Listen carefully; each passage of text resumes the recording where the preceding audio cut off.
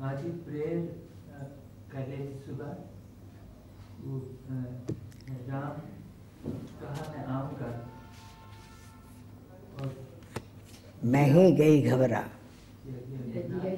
Master ने इतनी पाबंद है कि निमंत्रण दिया लौटा। एक तरफ से तो ये है माँ, लेकिन दूसरी तरफ से ये भी प्रार्थना उठती है आज के भगवान जी आए कि वो पाबंद का किसी न किसी तरह जले। बेटे ये तो अपनी अपनी इवैल्यूएशन है। एक कहते हैं हम तो पात्र ही नहीं हैं। उन्होंने तो कहा मैं आऊँगा, फिर मैं कैसे बोले कि मैं आपके पात्र हूँ, आपकी कृपा के भी पात्र हूँ। कृपा तो आपने करी ही है, इतनी ज़्यादा करी है कि शायद मैं उसको भी बेच दूँ फिर क्या बनेगा। इसलिए वो बार बार कहते हैं कि भक्ति न देना, ज्ञान न देना, व्यापार हो गया तो क्या होगा। हे भगवान, अपनी पावनता पे हमें एतबार नहीं है, आपकी कृपा पे तो एतबार है। आपने हमें गलियों में से जाते हुए उठा लिया, इस दुनिया की महफिल देख के उस महफिल की तरफ जाते हुए को बुला लिया। नहीं तो अगर दुनिया में होते तो उस समय जहाँ जाना था उसका आज क्या परिणाम होता, आई थिंक दुनिया के हिसाब से अच्छा ही होता। ठीक, लेकिन एक आदमी कहता है हे भगवान तेरी तो कृपा हुई, अपार कृपा हुई, पर वो आपकी कृपा है, मैं पात्र हूँ ये क्या, मुझे क्या पता। इसलिए वो कहता है भगवान से मैं ही गई संकुचा। अजीब लगता है कि भगवान ने स्वयं हाथ पकड़ के बुला लिया, पर अपने पे एतबार क्या करें। ये तो सत्य की बात है। एक आदमी को दूसरे पद की मालूम ही नहीं, वो कहते हैं जी इस पद पे मुझे क्या पता मेरा क्या कर्तव्य है। कर्तव्य तो आस्ते आस्ते शास्त्र बताते हैं और जो चाहते हैं वैसा बना देते हैं, घड़ लेते हैं, वो बात फर्क हो जाती है। हाँ बेटे, इसके बारे में क्या जानना चाहते हैं? यही प्रेरणा कि किसी न किसी तरह ये डार्कनेस जो अहंकार है, पागल है, वो आज जल के राखी की ओर चलता। आप संसार को क्यों अपावन कहते हो? जी, अपावन तो हम कैसे बिहेव करेंगे, कैसे रिएक्ट करेंगे, आगे जाके क्या होगा, ये तो हमें पता लग जाना चाहिए ना, कि नहीं। एक आदमी समझता है it's a right to have this and a right to have that, क्योंकि जी एक पाप किया फिर उसके ऊपर 10 पाप और कर रहे हो, क्या कर रहे हो, फल कब भूल हो गए। ये क्या है, बिल्कुल नहीं होगा, जो हम चाहते हैं सो होगा। अच्छा फिर इंतज़ार कीजिए, होगा, इस कर्म का ये फल होगा। आप कल कह देना हमने कहा था तो बद्दुआ दे दी थी, ऐसी बात नहीं है। बद्दुआ नहीं है कि इसका फल यही होना है। एक आदमी अपने आप को कहता है, कभी कभी बाहर भी कह देता है इसका फल तो ये होना है। कोई कहे तो हम कहेंगे जी आप अपनी अपनी पत्री बना सकते हो। ईमान से बैठकर अपने आप को देख लीजिए, अपने कर्मों को देख लीजिए, आपने क्या किया उसे देख लीजिए, इसकी आपको फल एक एक चीज़ की मिल रही है। पत्री बना लीजिए और फिर अगर शुद्ध कराना चाहें तो किसी अच्छे ज्योतिषी के पास जाना जो सत्य बोलता है बिल्कुल की तरह, लेकिन भृगु भी बहुत सारी बुरी बातें नहीं बताते, और कई बातें जो पढ़ते हैं वो गलत पढ़ते हैं, उनकी बातें ठीक नहीं निकलती हैं। उन्होंने बातें ठीक कही हैं, लेकिन ये गलत कर देते हैं। एक और भी बात है, हमारे कर्मों पर हमारा अधिकार है। इस कारण भी कई जगह बदल गई योगी पत्री राहों में। वो क्या हुआ आप नहीं जानते, लेकिन अपनी पत्री तो आप बना सकते हैं। आपने कितना सत्य बोला, कितनी शराफत बरती, कितना सत्य पे बैठकर किसी का अपमान नहीं किया, कितना किसी को खराब नहीं किया, कितना किसी को खराब करने की कोशिश कर रहे हो, कितना किसी से बेईमानी का लूटने की कोशिश कर रहे हो। आपके हक क्या हैं और आपके फ़र्ज़ क्या हैं? भाई कितनी क्षमा, कितनी दया और कितनी समत्व भाव की तरफ जा रहे हैं आप, इसके साथ अपने आप को तोड़ लीजिए, यही फल मिले। अगर कोई कहे इससे भिन्न मिल जाए, हम कहें नहीं भाई, ये तो कर्म फल की थ्योरी, ये तो कर्म फल के रूडिमेंट्स हैं। आपके बीज ही ऐसे बन रहे हैं, कोई कर क्या सकता है? आपके कर्मों में सैंक्टिटी ही नहीं है, कोई कर क्या सकता है? वो सैंक्टिटी नहीं है जिसके कारण आप यहाँ बैठे हैं, नहीं तो यहाँ मत बैठो। किसने कहा यहाँ बैठो? लेकिन अगर बैठे हो तो जिसके लिए ये चीज़ है उसके लिए आप सोचिए कि आप क्या कर रहे हैं। उसमें और कोई रूल्स है नहीं। अगर आप कहेंगे इसका कॉन्स्टिट्यूशन है, कॉन्स्टिट्यूशन में तो सिर्फ एक ही चीज़ लिखी है, प्रोपगेशन ऑफ रोशे। उसमें से आपने क्या किया है? अगर आप ही उसको बात नहीं मानते तो प्रोपगेशन क्या आपकी सूरत करेगी, आपकी सीरत करेगी? न सूरत है, न सीरत है, न कर्म है। अब बताओ फल क्या मिलेगा? We have to see it ourselves। उसमें इससे ज़्यादा कोई बातें नहीं होती, फल तो मिलनी है। कर्म फल को कौन रोकेगा बेटे? न तुम्हारे कर्म फल को कोई रोक सकता है, न हमारे कर्मों के फलों को कोई रोक सकता है। आधुनिक जो कर रहे हैं ये आ रहे हैं बड़ी जल्दी जल्दी, तब आने वाले हैं, क्योंकि ये ज़रूरी नहीं होता कि जन्म जन्म इंतज़ार करें। डिपेंड्स व्हाट कॉम्बिनेशंस कम, वो अभी आ जाती। कोई कहे जी अगले जन्म आने, कोई गलती मत खाना। सुख दुख हानि लाभ ये जितने कर्म हैं इनके फल अभी आ रहे हैं और वो आ जाने।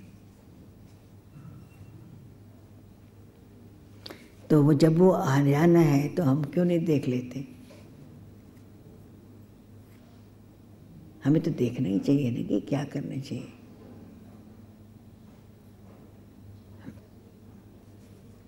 क्यों?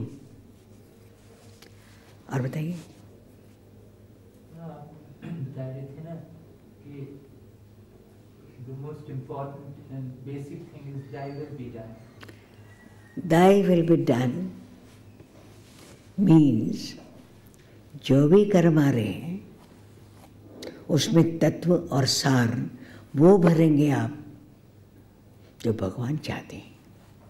You can't say I'm going to do this myself. I'll do it. Who are you? Who am I? हमारी हस्ती क्या है? हमारे हाथ में क्या है? हम ऐसी बात कह ही कैसे सकते हैं? हम करेंगे जी नहीं, इसमें गम भरे हैं। भगवान ने कहा है, फल तो मिल जाने।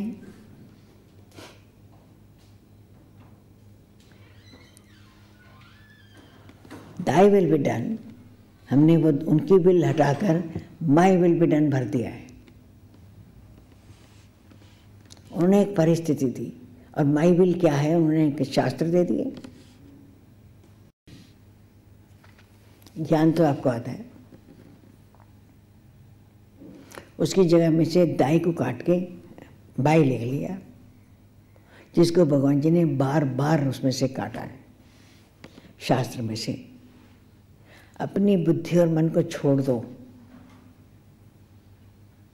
ऐसे लगता है भगवान तरले मार रहे हैं। जब आप शास्त्र पढ़ते हैं ऐसा लगता है कि वो तरले मार रहे हैं कि अपने मन बुद्धि को छोड़ दो और बाकी हर कर्म इन चीज़ों से रंगे हुए हों, इन भावों से रंगे हुए हों। अगर हम उनको उल्टा दें तो क्या क्या होगा?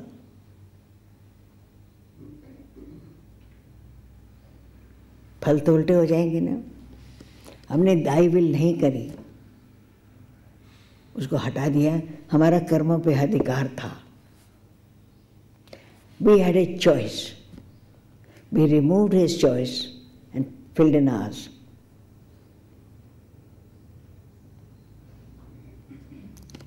तभी जाके कर्म बदले ना, नहीं तो उनकी विल तो हो ही रही है। हम कहेंगे ये नहीं, कर्मों के जो बेसिक प्लानिंग है वो पहले बने हुए आए हैं, लेकिन जो अब बन रही है वो आपके खोटों से बनी हुई है। वो फल हो सकता है बहुत अच्छे हों जो पिछले जन्म से मिले हैं और आपने जो किए हैं अब मक्कारी से भरे हों, या डिवाइन हो, उसके मुताबिक ही फल मिलना है ना। यहाँ पर कहिए भगवान जी दाई विल बेटा, और ये शब्द रोज कहने चाहिए, 24 घंटे कहने चाहिए। इसलिए आदमी बार बार सोचता है क्या करें जिससे कि ठीक हो। वो खराबी नहीं करना चाहते। जो खराबी करना चाहते हैं वो उनकी हर मूव कैलकुलेटेड होती है, नहीं तो इनकी कोई कैलकुलेशंस नहीं होती।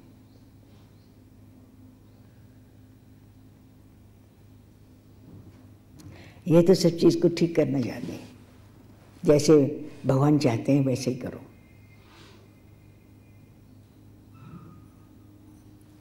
अब समझा रहे?